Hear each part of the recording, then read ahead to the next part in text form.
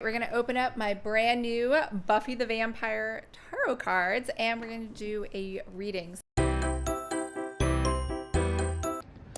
Who doesn't love Buffy? So these were $18 on Amazon, but even if they were $1 million, I would have bought them.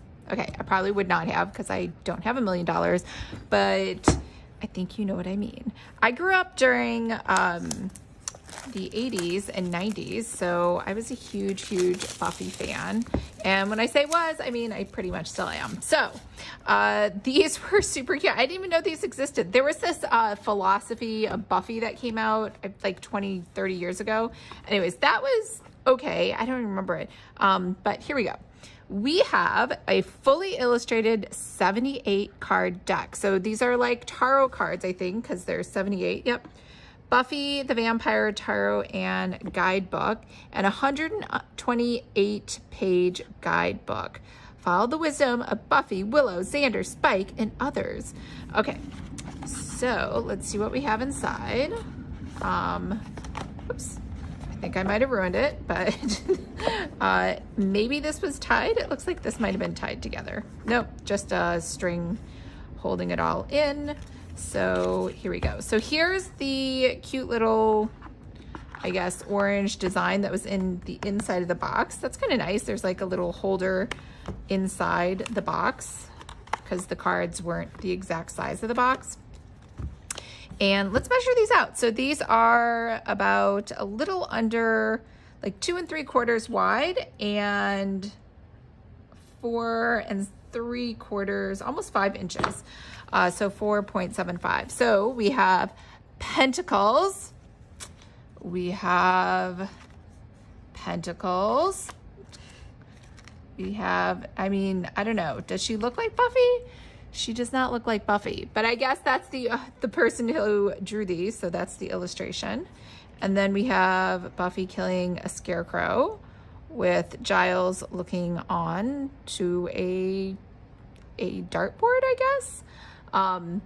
But okay, so let's just go through this guidebook, the Tarot deck guidebook Buffy.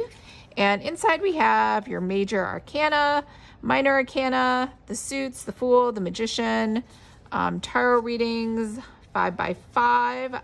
Anybody who watched that knows what that is. Preparing to read your tarot, nice to meet you. So about the author, about the illustrator. So meeting your chosen one. Okay. The major arcana, minor arcana. So just general information, I guess, if you don't know what the tarot set is. Stakes, chalices, scythes, pentacles. The major arcana. Ah, that's cute, little graveyard. So what do we have here? The Fool, Xander Harris. That makes sense. We have the upright, and then we have the reversed. The magician, Willow. We have the high priestess, which is Tara. We have the empress, Drusilla. Oh, I didn't think about that. There's so many different characters in the Buffy world. The emperor, obviously Buffy. We have the hierophant, Rupert. We have the lovers, Tara and Willow. Oh, that's a pretty card. We have the chariot, Cordelia. Dawn, Strength. Hermit, Oz. The Wheel of Fortune, Sinea, the first Slayer. Oh yeah, I forgot about her. I was like, who's that? Justice, we have Angel.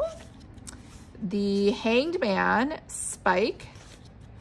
We have the Gentleman. I remember this episode. This is the best episode ever. It's when they took away everyone's voices.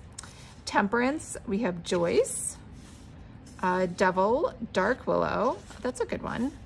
Tower, Battle of the Tower. The Star, Kendra. She was like maybe half an episode. One episode, she like died right away. Faith, the Moon. The Sun, the Amulet. Anya, Judgment. We have the World, Class Protector Award. Now we have the minor arcana. So we have the King of Stakes, the Queen of Stakes. So we have Kennedy, We have Xander again. The Knight of Stakes. I don't know who that is. It doesn't even name a character. I guess they did run out of characters.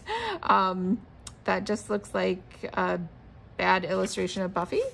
We have the Ace of Stakes, which I guess is just the, I guess, a wood stake.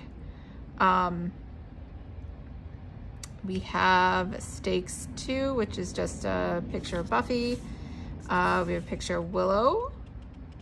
We have a picture of Sunnydale. We have, that wasn't the devil. That was, I can't remember what that was. It was some weird character. We have another Buffy illustration. We have the whole gang. We have Spike, the very, very end when he was wearing the medal. And then I don't know who that is. We have Giles. Maybe that's Drusilla? Oh, Halfrick. That's right. Halfrick. How could I forget? Knight of Chalices, Spike. Oh, that was his friend Clem. Then we have just a chalice. We have Buffy and Faith. And we have Buffy, Willow, and Xander. I think that's the principal. And we have a random photo of Buffy. No idea who that is. Oh, maybe it's supposed to be Cordelia. And don't know who that is. Demon, just I guess any demon. Here's another one of Buffy. Was that Buffy? Or is that supposed to be someone else? I did not read that well. Nope, just says chosen, so maybe it was Buffy. Mayor Wilkins. He was not that good looking, but okay. What else do we have? We have the Queen of Siths. So we have, oh, that was the language teacher. I can't remember her name, but she was also killed very quickly. She was a gypsy. And we have Glory. Forgot about her. Amy Madison. Oh, Amy. She was the one that was a witch, but then she was trapped as a rat forever until Willow got stronger. And I guess that's just the Sith that she used to kill at the very, very last season. And I don't know what that is. And just more Siths, I guess. Just lots and lots of Siths. There's Buffy and her mom. I guess that's Oz, werewolf. And don't know who those people are. Don't know who they are. Oh, that's from season 2, I think. Where she had to kill Angel at the end.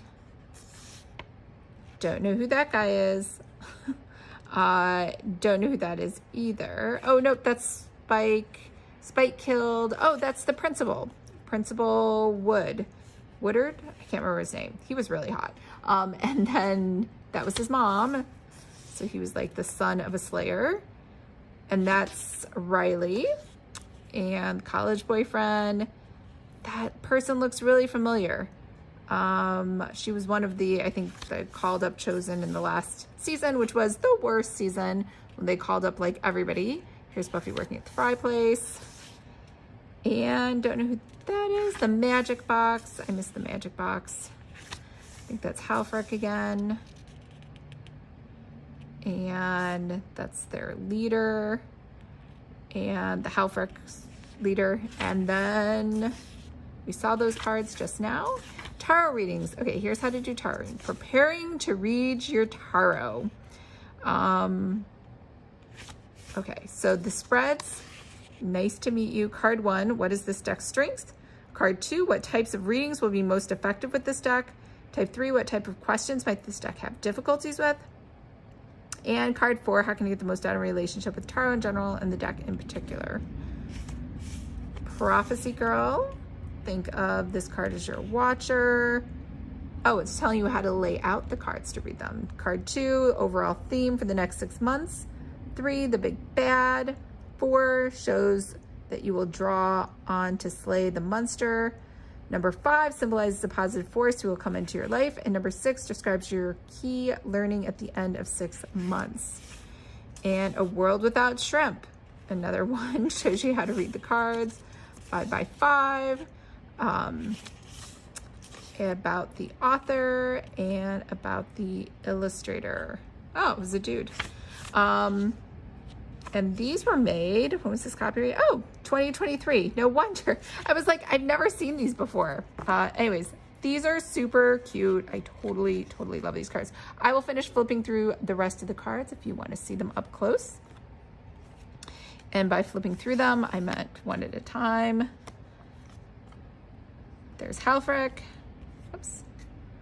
There's the magic box. There's those creatures. I can't remember their names. They were the ones that worshipped glory. And don't remember who that is. Buffy when she was working at the fast food place. That's Kennedy. Riley. Principal Woodard's mom. Principal Woodard. Last scene. No idea what that is. That's that crazy professor from the college who made Adam. More Siths. Guessing that's Oz. Buffy and her mom. I know you're like, Lisa, we just heard this. So I will just flip through them without commentary. I love these cards though. I think these are gorgeous. I think they have done a really great job with red and blue and purple, which normally I actually I strongly dislike red in pretty much everything. But whoever did the illustrations for this did an excellent job. They look really great. I always stay away from red, but I think this is, I don't know if it's a good shade of red or just the way he's combined them all. It looks great. And this is why every time I see these, I'm like, oh, I wish I could draw. But you should notice too, like, even if you can't draw, this set has an author and it has an illustrator. So she clearly just had to have a vision of what she wanted to have drawn, and then you can outsource the drawing to somebody else to get all of these great cards made. Obviously, this is a commercial deck based off a TV show, but in your own world, you could come up with something very similar. I wonder if there's this, I didn't even look. It would be really great if they did a supernatural set. I mean, they could do tons of sets. They could do a set for like every season. Okay, maybe not every season, but they for sure have enough good characters in that show to do 78 cards for a Taro set. Plus, anybody who loved that show, this just brings back all the memories. You're like, oh, I remember that. I know who that is because I've seen all of the episodes way too many times, especially during COVID. I think I rewatched all of my favorite TV shows, including this one. And I know what you're thinking, but there were so many episodes. You'd think they'd go like really slow, but they went so fast. Cordelia. Oh, this card is probably my favorite. It's just so pretty. And we're almost there. It's gonna end. The Magician. So if you're a Buffy fan, this would be a really great way to learn Tarot too. All right, just because we're gonna do, I didn't do the 5x5, so we're gonna do this and we're gonna try it out. So let me see if we can, I didn't really mix these up. In fact, I didn't mix these up at all, but we're gonna try to mix these up. I guess it doesn't really matter since I'm picking 5 random cards. Okay, so I'm gonna pick 5 random cards. 1, I'm gonna lay it out just how she has it. 1, 2, we have 3, and then we have, I'll put them over here, 4 and 5. So we have that 5x5. So the first card is my current sitch, which is Pentacles, 8. Don't know what that means. But second card is an obstacle getting me strung out. Again, Pentacles, 7. Don't know what that is. Third card is insight into how you can overcome said obstacles. So it is Pentacles again. I guess I definitely should have mixed these cards up better. And then, here we go. Card 4 represents a thing you're working towards. We have Halfrek, who is the demon that tricks children. Definitely nothing I'm working towards. What you can look to for motivation, and the Pentacle 7. Okay, so if we wanted to, we could look all of these up. That's how this book works. Pentacles, Pentacles, Pentacles, Pentacles. Pentacles 8. Here's my current situation. Even when she's at the top of her sleigh game, Buffy still trains. Okay, that sounds like me. I'm going to the gym all the time. So we could say that. The obstacle getting you strung out is Pentacles 4. Is that 4? Yeah. Finds you being a bit of an Anya. There are important things in your life, more important things in your life than money, especially if it's causing you to live in a state of perceived scarcity. If you are always seeking to gain more, you may find it challenging to appreciate what you already have. Oh, that's a good one. Okay.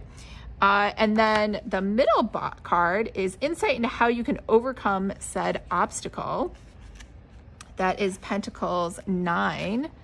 How can I overcome my, I guess, Anya obsessions with money, which I actually don't know if I really have that, but you are closing out the cash register and doing a little dance of capitalist superiority.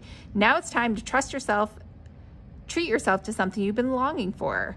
Oh, travel, investments, luxuries. Nice. So how can I overcome this? I can just reward myself. That sounds pretty good. Okay, card 4, something you're working towards, and that was the Halfrek card.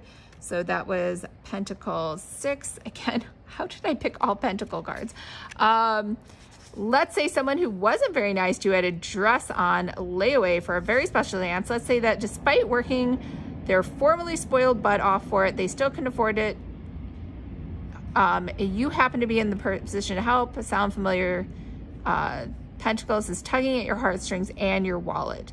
If you've been wondering if it's in your best interest to make a loan, share your surplus, or extend yourself for someone else, the answer is yes. Oh, so how to get myself out of it is to help somebody else. Card number 5, what you can look to for motivation. So that would be Pentacles 7. Be nice to do this without Pentacles. Okay, what can I look forward? Between managing her family, saving the world, and paying the bills, it can be hard for Buffy to find time to make sure her goals are aligned with her actions. Interrupt your regular scheduled program to suggest you make time for a little guidance counseling. Are your efforts bringing you closer to your long-term objective? That was actually pretty good. Look at that. Taro totally works. So very excited. Love this set. So if you are a Buffy fan, I think you too will love this, especially if it's like hard for you to learn Taro, but you're like, I know everything there is to know about the Buffy the Vampire show. Then yes, you should do. And you should definitely try mixing your cards up a little better than I did when you go to do a reading. All right, that's it. All right, so very excited about this card deck. It is my favorite Tarot card deck in the world. I don't know what that says about me, but I'm okay with that.